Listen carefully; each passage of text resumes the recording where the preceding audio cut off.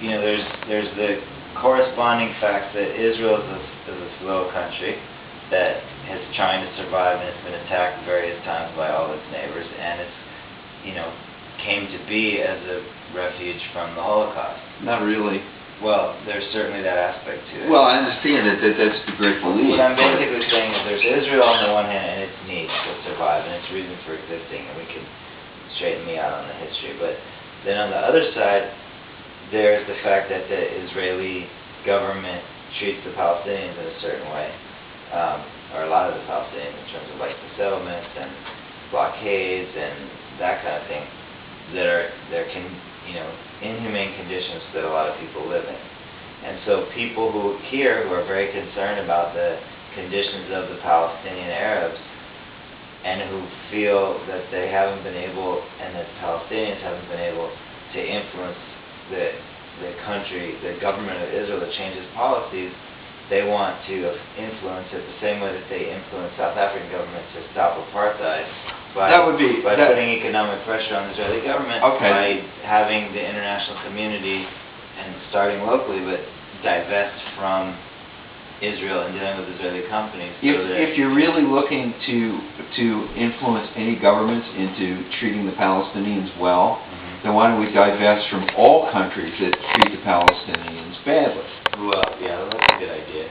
Who else? Well, let's see. The Palestinians that went to Lebanon. Right. In 48, thinking that, well, when the 7 armies wipe out Israel and we can go back and just take what we want, which was part of their whole program.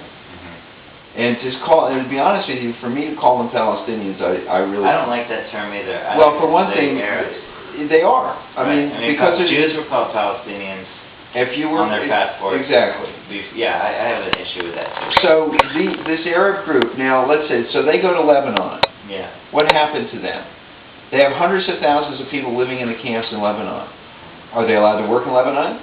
I don't know what their situation is. They're not allowed to work. Are they allowed to be citizens?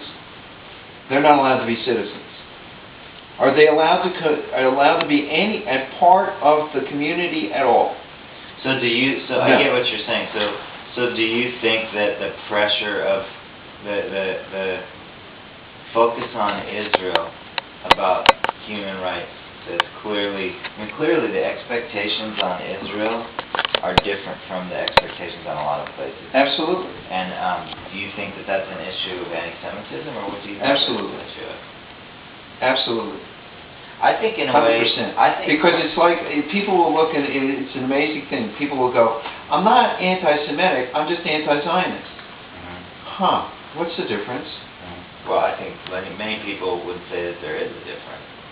Many people might say that, but tell me what the difference is, because there really isn't. I would say that the difference is, if I were going to make the case that there's a difference, I mean, I'm not even that comfortable with trying to define what a Zionist is, but let's say that a Zionist is a person who wants to make the Jewish homeland in the biblical land of Israel.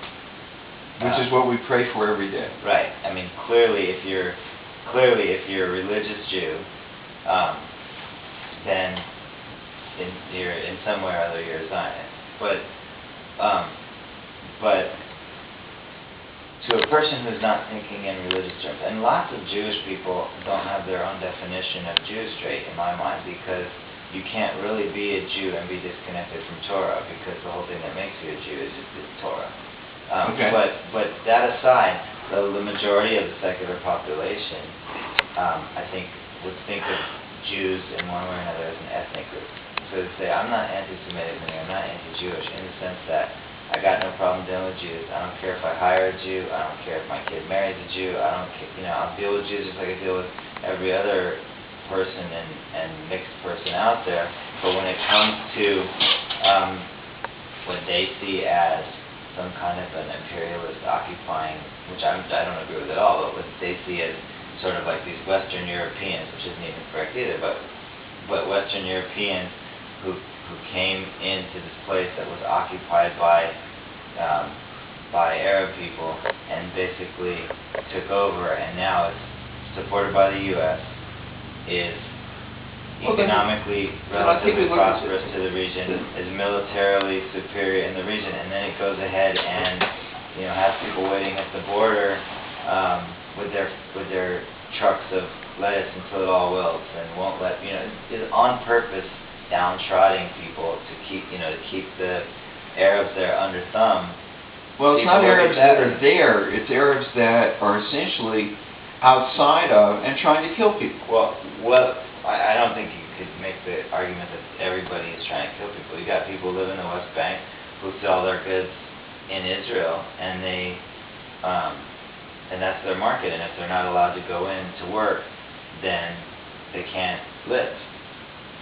I agree with you, and I'm not saying that those situations aren't intolerable, but to ask Israel to be the only one to change their views and to change their way of doing things,